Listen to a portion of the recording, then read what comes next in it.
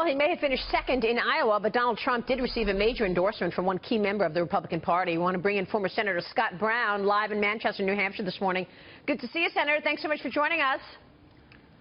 Good to see you guys. I've been listening all morning. So you're endorsing Donald Trump?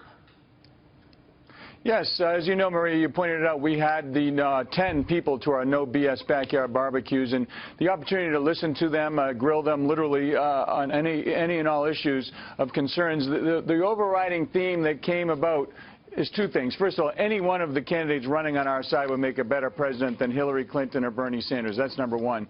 Number two, the fact that you have such gridlock in Washington. As we talk about on your show and all over the place, all your listeners and viewers understand that they get things done on a very rare basis there, and I believe we need a change agent, somebody who can go in there and really shake things up. That's number two. Number three, when you're talking about the $19 trillion national debt and a lot of things we talk about on your show, the only person who's ever really had a private sector job and actually created jobs is Donald Trump, and the fact that he understands business, understands a profit and loss statement, understands how to basically deal with budgetary issues. I think that he would surround himself with good people to actually get things done when it comes to our economic issues.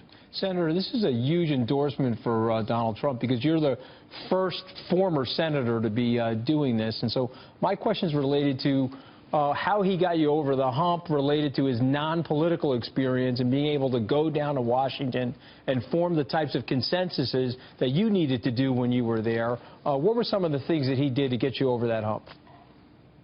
Well, first of all, Anthony, you just nailed it. He's not from Washington. And there's some wonderful, wonderful people in Washington, but right now there's so much petty, partisan, personal interest there influencing and basically strangling those good people. I feel it's important to get somebody down there who can kind of shake it up and not be like the others. And people talk about, oh, you know, he didn't do well in Iowa. Well, with all due respect, 6 months ago he was in 10th place. He wasn't even supposed to go. He's never run political office. He's been running for politics for 6 months. And I think, quite frankly, it was a huge victory. That being said, in New Hampshire, he's going to run down like he's 20 points behind.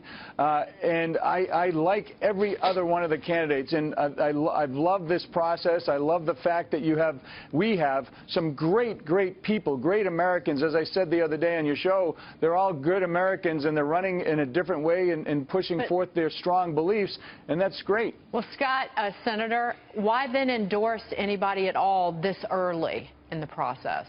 Well, it's not early. As you know, New Hampshire primaries in 6 days. And I said after we completed our barbecue series that I would be endorsing, and to go back on my word, with all respect, Dagan, I don't do that. That's I give you my word. That's gold. Let me ask you this. Are you gonna, the question is, though, are you going to be part of the ticket, right? I mean, a few weeks ago we talked about rumors that you're actually in the mix to be Donald Trump's running mate. Here's what you said back then. That's silly. Hold on. Here's what you said then. First of all, I'm flattered, and it's quite premature. And my role right now in holding our barbecues is to get to know the candidates and then make sure that I can do everything in my power to make sure that there's a Republican in the White House. Donald's a wonderful guy. Listen, I've enjoyed all the candidates. When he asked that, I actually said, no, you should pick Maria. She'd be great. So you're sticking to it. Nothing's changed, Maria. Yeah. Nothing's changed. You would make a great vice president. Listen, my role is very clear. I'm going to do whatever anyone needs. If it was another candidate I support, and ultimately if it's another nominee at the very end, I'm going to do whatever I can do to get a Republican in the White House, because we not only need to get the White House, we need to make sure Chuck Schumer isn't the majority leader in the Senate, and we need to keep the House. That way, we can have a chance, as the Democrats had when I first got there, to actually get things done, to try to figure out if we can do it better than the other side. And that's the beauty of our political system, is that we have the opportunity to have this orderly transition. And you had mentioned that you had this backyard series and you got to know the candidates intimately. I'm wondering, what was the takeaway from Trump that brought you over the edge to lead to the endorsement? What was the biggest takeaway that landed your endorsement? Sure. Well, it's not just the barbecues. I had spoken with all the candidates pretty much throughout the whole process over the last 7 months, and I've known all of them for quite some time, and I have tremendous respect for each and every one of them. I would feel very comfortable with every one of them. And the biggest things for me is that change agent, to send someone down there that's not like the others, that can actually shake things up and restore, I think, a fear with our foes. You know, the unpredictability and the fact that he's talking about making our military strong again. He's talking about, you know, putting America back on the map economically, the fact that he has that business experience and has the ability, I believe, like Reagan did in his first term, to surround himself with really superior people when it comes to all facets of what a cabinet should be like. What do you think happened in Iowa? Real quick, Senator. I mean, you know, and how do you think Trump handled it? Was it the debate that he skipped that hurt him? It certainly helped Marco Rubio. Listen, I told him he should have done the debates. I think it was an opportunity to let someone like Marco, who I love as well, you know, shine.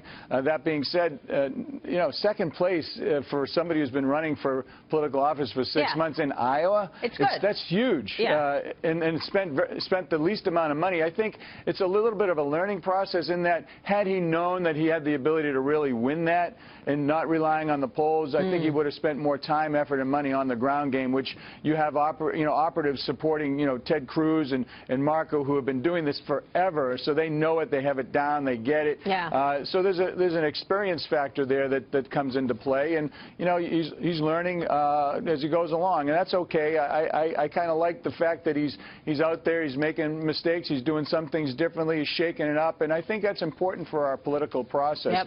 And that's what I find, quite frankly, most intriguing. Senator, good to see you. Thanks so much. Good We'll to be see you guys. watching the happening in New Hampshire. Senator Scott Brown will be right